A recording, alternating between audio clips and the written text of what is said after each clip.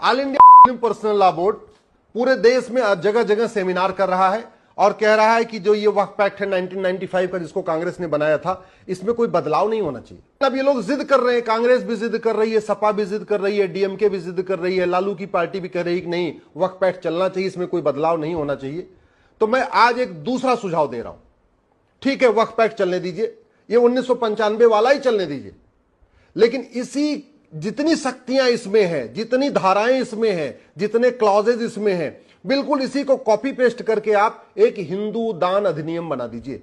जैसे वक्फ एक्ट है ऐसे हिंदू दान एक्ट बना दीजिए।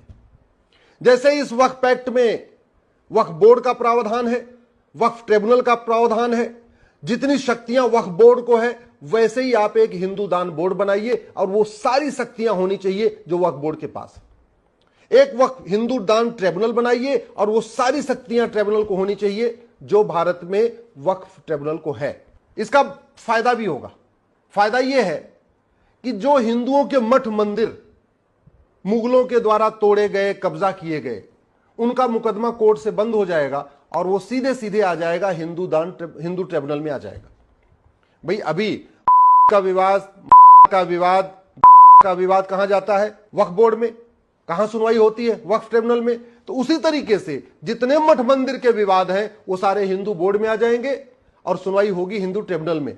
उसका फायदा यह होगा कि 1192 में जो कुतुबुद्दीन ऐबक ने दिल्ली में 27 मंदिरों को तोड़ के कुतुब मीनार बनाया था, उसका मुकदमा भी वक्फ ट्रिब्यूनल में चलेगा। 1305 में अलाउद्दीन खिलजी ने जो सरस्वती मंदिर को तोड़ के भोजशाला में वहां पे एक मस्जिद बना दिया था, वो मुकदमा भी हिंदू ट्रिब्यूनल में आ जाएगा।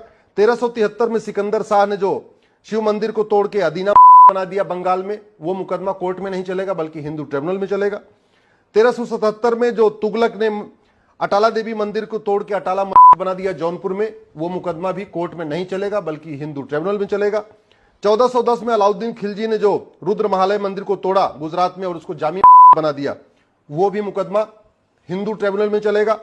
1528 में जो बाबर ने अयोध्या राम मंदिर का तोड़ा था, वो हालांकि मुकदमा खत्म हो गया, अब उसकी जरूरत नहीं है, लेकिन बाबर की जितनी जमीनें भारत में हैं, बाबर ने जितनी जमीन तलवार के दम पे कब्जा किया था, वो सारी की सारी जमीन पे जो हिंदू बोर्ड है वो नोटिस भेजेगा और जो उसको विरोध करेगा उसका मुकदमा भी हिंदू ट्रिब्यूनल में चलेगा। जो मठ मंदिर का मुकदमा होगा या बाबर, हुमायूं, तुगलक, गजनी, गोरी की जमीन का मुकदमा होगा या नवाबों की जमीन का मुकदमा होगा या निजामों की जमीन का मुकदमा होगा, वो सारे मुकदमे डिस्ट्रिक्ट कोर्ट से हट जाएंगे और सीधे सीधे उन सभी राज्यों में जो हिंदू बोर्ड होगा, हिंदू ट्रिब्यूनल हो, वहां चलेगा।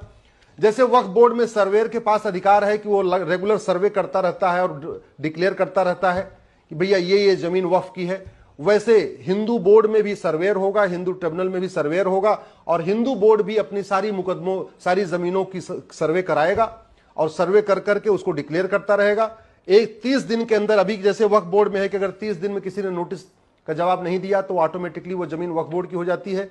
ऐसे ही अखबारों में नोटिस दी जाएगी कि फला फला जमीन, फला फलानी मस्जिद, फलानी फलाना जितने भी स्थान है ये सारे हिंदुओं के हैं और अगर 30 दिन में कोई जवाब नहीं देगा तो वो सारा का सारा जमीन हिंदुओं का हो जाएगा। और कोई अगर विरोध भी करेगा तो मुकदमा हिंदू ट्रिब्यूनल में चलेगा।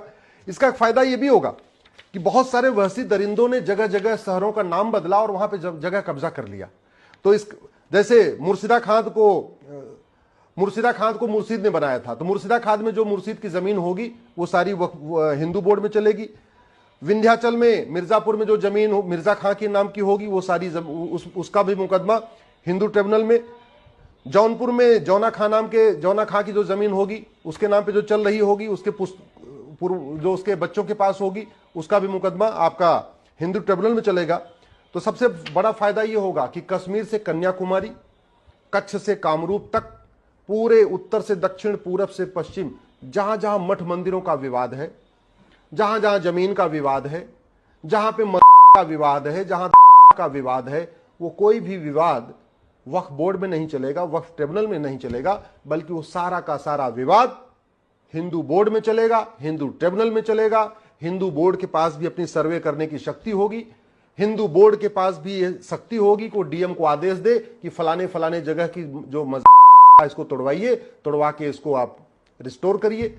हिंदू बोर्ड के पास भी वो शक्ति होनी चाहिए जैसे वक्फ बोर्ड के पास शक्ति है कि वो सीधे डीएम को आदेश करता है कि ये जमीन वक्फ की है, इसको खाली कराइए। तो वो अधिकार हमें हिंदू बोर्ड को भी चाहिए। बैलेंस तभी होगा। ऐसे नहीं हो सकता कि एक कम्युनिटी के लिए आप वक्फ एक्ट बना दो और हिंदू के लिए अपना हिंदू बोर्ड ना हो, हिंदू ट्रिब्यूनल ना हो। और फिर एक तरीका यह भी है कि हिंदू बोर्ड हिंदू ट्रिब्यूनल हो, जैन का अपना बोर्ड अपना ट्रिब्यूनल हो, बौद्ध का अपना बोर्ड अपना ट्रिब्यूनल हो, या सिखों का अपना बोर्ड अपना ट्रिब्यूनल हो, या एक ही हिंदू बोर्ड होगा, उसमें हिंदू जैन बौद्ध सिख सब लोग अपनी अपनी जमीन क्लेम कर पाएंगे।